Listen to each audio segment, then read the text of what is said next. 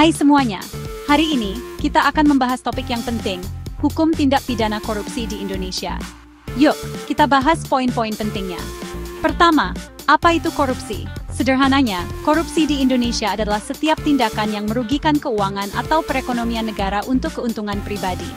Hukum di Indonesia mengatur beberapa bentuk korupsi, yaitu penyalahgunaan uang negara, penyuapan, gratifikasi, penggelapan uang, pemerasan, konflik kepentingan dalam pengadaan, dan kejahatan lain yang berhubungan dengan korupsi.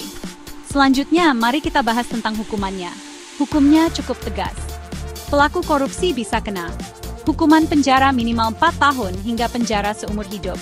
Denda, mulai dari 200 juta hingga 1 miliar rupiah. Hukuman tambahan seperti pencabutan hak tertentu, mengganti kerugian negara, atau penyitaan aset. Lalu, siapa saja yang bertugas menegakkan hukum ini?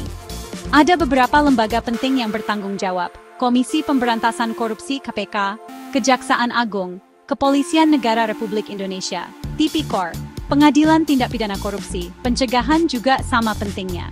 Upaya pencegahan meliputi meningkatkan transparansi dan akuntabilitas dalam pelayanan publik, menerapkan sistem pemerintahan berbasis elektronik untuk mengurangi peluang korupsi, meningkatkan kesadaran hukum melalui pendidikan anti korupsi, melaporkan gratifikasi oleh pejabat negara sesuai aturan yang berlaku.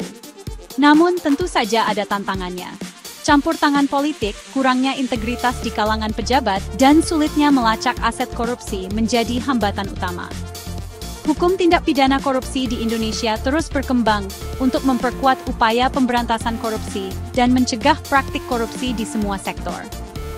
Itulah sekilas tentang hukum tindak pidana korupsi di Indonesia. Jika informasi ini bermanfaat, jangan lupa like dan subscribe untuk mendapatkan informasi menarik lainnya seperti ini.